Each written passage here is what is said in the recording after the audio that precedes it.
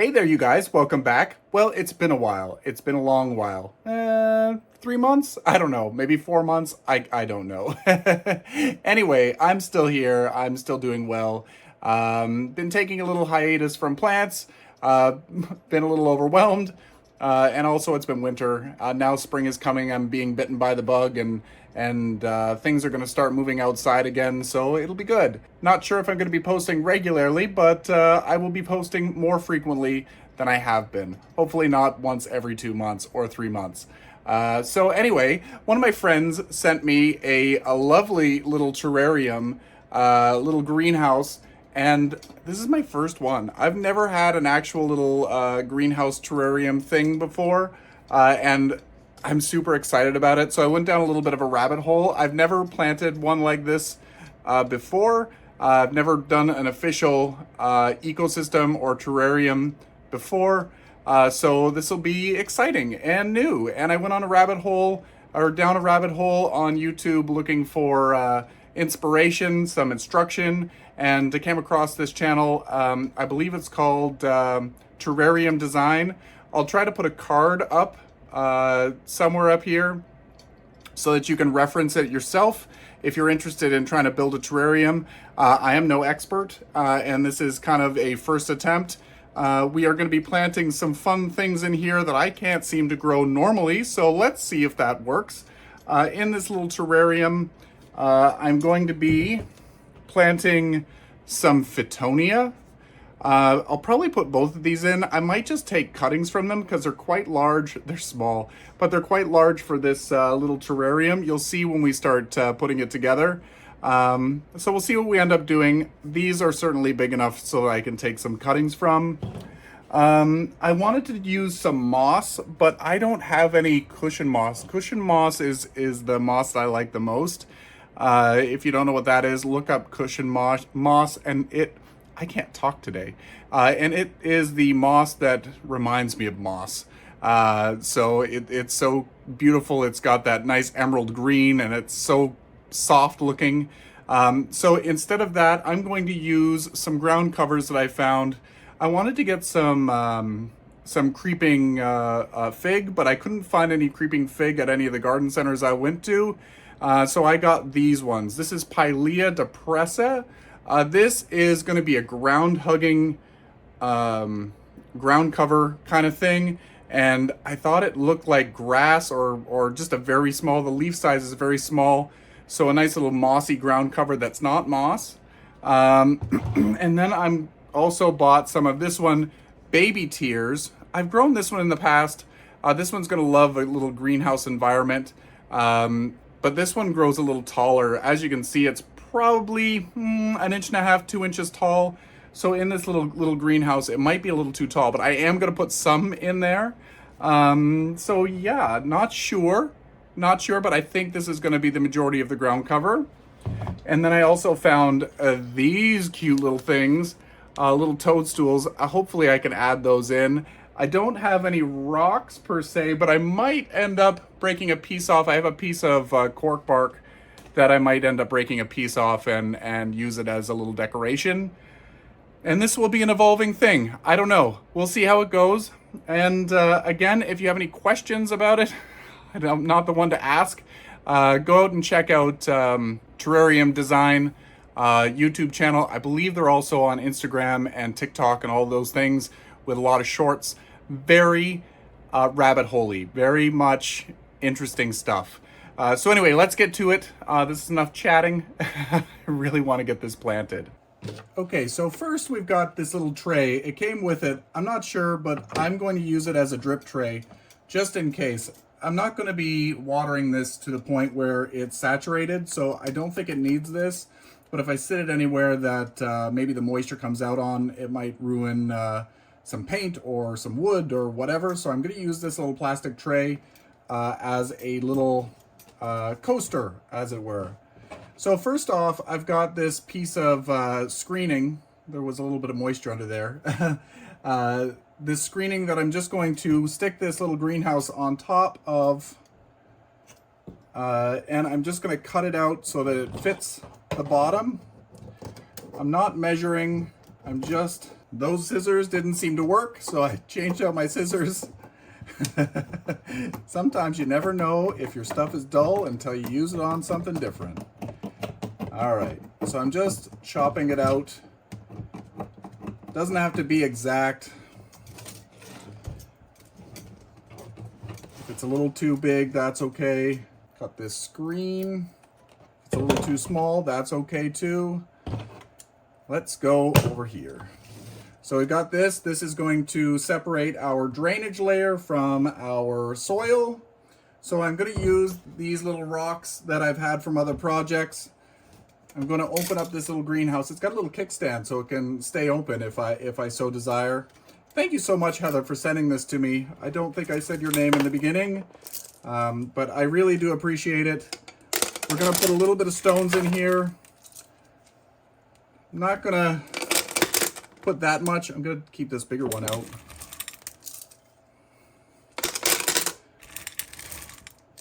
Maybe a layer or two of the stones. Almost an inch, I guess. We're just looking for a place for any excess water to escape, if there is such a thing, so the soil doesn't stay soggy if I do so overwater it. Okay, so there we go. Hopefully you can see that. There's not a ton in there, just a layer in the bottom. Stick that one in there. Then we're going to place the screening on there. And this substrate that I'm going to use, I did get from the page, the Terrarium Design YouTube channel. And I think it's going to work fantastic. I made up the soil and I really enjoyed it. It's so fluffy. So let's get to that. I've laid this out flat. I made the front. I don't know whether you're able to see that. I tried to make the front as nice as I could. The excess stuff is going up the back. You won't notice it from the back because we're going to, well, you'll see. So this soil, this substrate that I made using his recipe, it is 1 part cocoa coir and 2 parts sphagnum moss that is chopped up because we want it a little bit more fine. 1/4 part of charcoal and 1/4 part of, what was it? Oh, orchid bark, and 1/4 part of worm castings. I seem to have everything that I needed, so that was fantastic. It really worked out in my favor. But this is something that you can't compress it. It's going to stay nice and light. It really is nice. I think I'm gonna try it with some of my aeroids that are giving me trouble. I wonder if they're either too chunky or they might be compressing too much. So anyway, back to this. We're going to, oh yeah, the recipe, just go to his YouTube channel or any of his socials and you should be able to find the recipe there. I might try to write it down in the description below, but please just go and check out his channel. He deserves the recognition because it's fantastic. I think he also has a book coming out on Amazon. I think it's also called Terrarium Design, but I could be wrong. I pre-ordered it, but I can't remember. So we're going to stick this stuff in here. I just want to cover the bottom lightly. And then I want to hill it up near the back. It gives a little bit of dimension to hill it up at the back.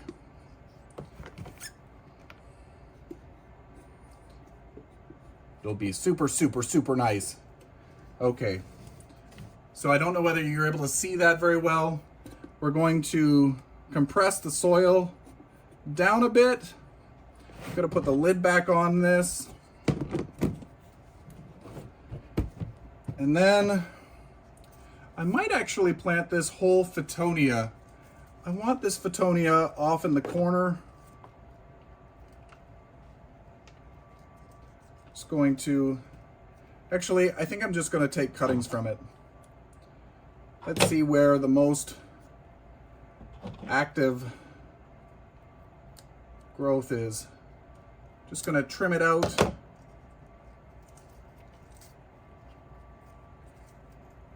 They don't need to be huge cuttings. Just gonna trim this away like I'm just propagating it. And then we're gonna throw some cuttings of the Photonia in there. Is there another space here? Let's cut this one. There we go. You don't want to bury any of the leaves because the leaves will rot. So we're just doing a basic little cutting there. All right, and then we're going to do the white one. Let's see how the white one is here. The root system is significantly smaller on the white one, so I might just put this whole white one in.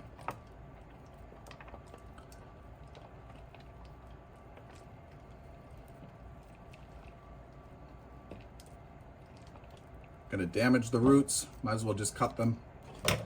It will regrow. It's gonna love this really humid environment. So that's one of the bonuses to growing in a terrarium. They are little self-contained ecosystems. On the YouTube channel, Terrarium Design, he uses springtails in here. I don't have springtails. Springtails will assist in breaking down any of the, or eating the decaying material, molds and other things. I don't have any of that, so we're just gonna have to rely on luck. The molds and stuff will subside as the terrarium kind of takes hold. But for the first few weeks, it's going to be a high humidity environment. It's going to be a breeding ground for that sort of stuff. So just keep an eye on it, and you can brush it off or do whatever. Again, follow his socials. He'll help you out with that sort of stuff. And again, I'm no expert. I'm just having fun. So then I wanted to take some of this, actually, before I do the baby tears, I want to use some of this Depressa.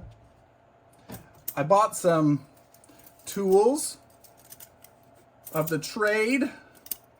These are for aquariums, but this is, I don't know what you'd use for this. I think this is to level out your substrates, your aquarium gravel, and this is probably just a fine tool to get around plants.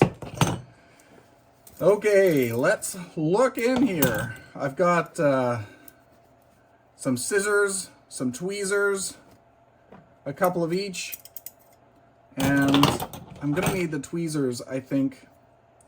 I'm gonna cut some of this Depressa off, and then we're just going to lay it in here just on top of the substrate. Again, high humidity environments are going to be your friend because you don't have to go crazy with stuff. It's going to naturally want to just root. You stick a little bit in the substrate, make sure it's got some good contact, and you should be off to the races. All right, let me put another little piece of Depressa in there. I don't want to fill it too much because this should start to grow, and in a few weeks time it's going to fill out. It's just like doing a landscape at home. If you put your shrubs too close together in the beginning, they're going to overgrow, and it's going to be too crazy in not long of a time, if that made sense. So that's going to be like our little lawn there in the front. And I want to put some of this baby tears because I bought it.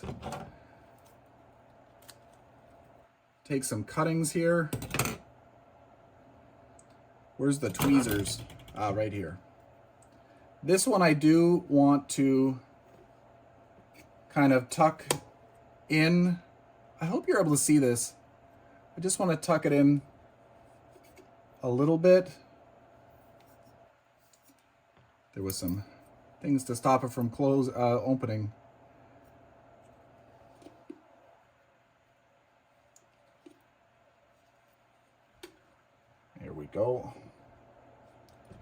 This one I want to have it go up and to the back.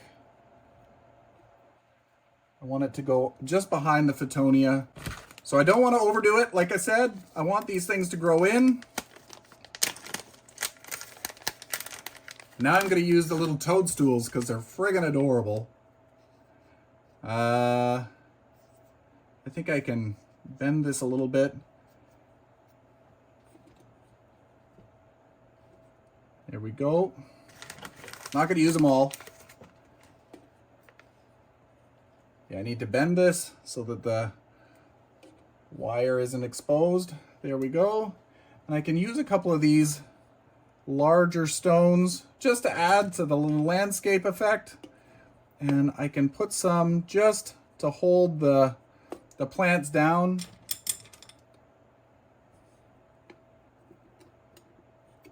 And then as I get more into this stuff, you can make little water features inside. You could do whatever the heck you want, but start small. Start small, get familiarized with it. Okay, I'm gonna do one more little toadstool because they're friggin' adorable. We'll put this one closer to the front. You want to be able to see it. There, he's so cute. Oh my God. And then I'm going to get a little paper towel and I'm going to just wipe down the side. But first I'm going to spray it. I'm going to give it a little bit of moisture. One thing that was stressed was you don't want to water these like water them with a watering can. You want to go with a mister.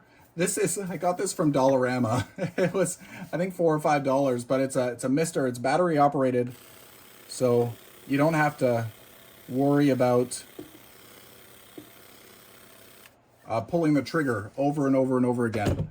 So if you have bad fingers, trigger fingers, then something like that, an automatic water or a misting bottle might be the trick. So anyway, I'm going to wipe down the sides here. Just stay tuned. Okay, I got a little paper towel. We're just going to very gently wipe down the sides. Hopefully I'm not completely in frame. And then we're going to be watching this. It'll be closed. I'm going to leave the lid closed. I'm going to watch it. And I'm going to try to keep the soil just damp, not soaked. So, I don't know. I might be able to get away with watering it once every 3 weeks, maybe once every month. You want to give it a bright location out of direct sun.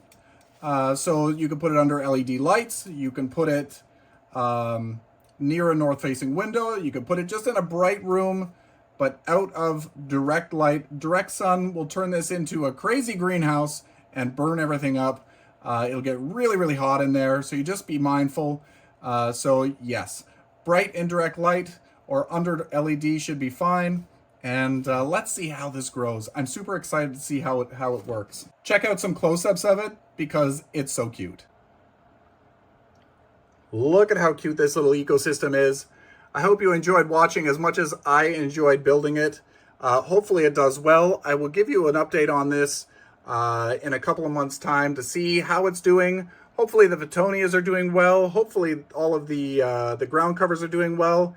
And yeah, this is something that I'd like to learn more about and try to expand on this. And yeah, super, super fun. Wish me luck. Let me know if you're doing this and what your tricks to success are and what you're using as containers. I'd love to know. Let's learn this together. Anyway, until next time, you guys, happy growing.